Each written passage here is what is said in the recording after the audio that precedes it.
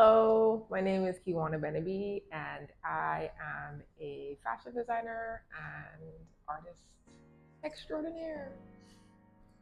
Even though I started out as an artist, I feel like I've always been an artist. My career path has been fashion design, so I have a lot more skill and experience with that. So now I'm trying to reintroduce art into my fashion. And I've been doing that by literally like taking my scissors and chop, chop, chop and creating something new. And then also putting whatever artwork I feel I need to create on pieces of clothing versus a canvas. So that's the way that I do right now. That's the most comfortable process that I have right now, which is just painting on shoes, hats, bags, and making wearable art. I am a channel for inspiration, so having my mind free and clear at all times is important. Normally it would feel like sometimes I would just see maybe like a color, a particular color. Sometimes it would be a particular like shape of something. And it just feels like a knowing, like how you know who you are or you know what you want to eat for breakfast. It feels like that. It's hard to describe, but it's like having an epiphany on a smaller scale. I was focused on what people liked, focused on what would sell, what would be popular. So I was heavily driven by what the end result looked like. Now that I'm more focused on the creative process and the space between the inspiration and actually creating, just doing the thing feels so much better than being worried about how it's going to look in the end or how it's going to be received.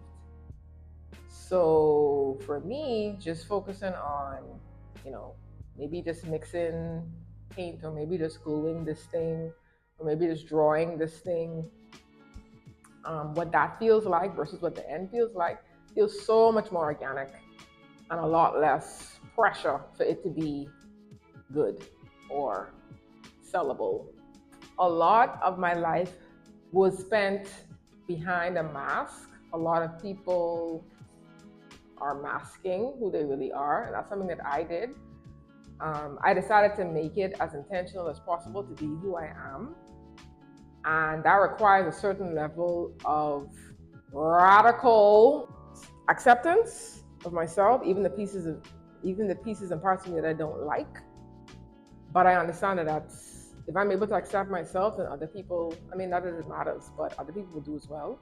So being free-spirited to me just means being in my own skin, even in the presence of other people. That was something that I kind of struggled with. So yeah, just being who I am, sharing my opinion, sharing my thoughts, sharing my views.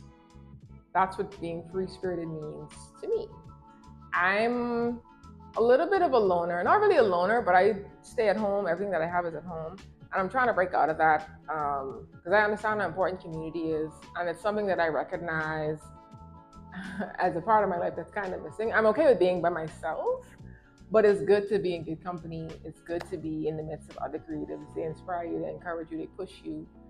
I would say the most important thing is to be as true to yourself as possible. It's very, very easy to get caught up in comparison and in what everyone else is doing and what their version of success is.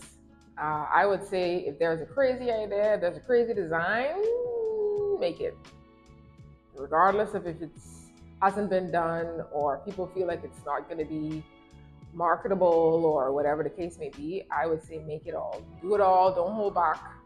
That's the whole point and purpose of being a creative in the first place, to literally bring your own ideas to fruition. So that'll be my top advice. Stick to creating the pieces that you want to create, no matter how silly or crazy the idea may seem. I'm Kejuana, and I'm a sacred creative.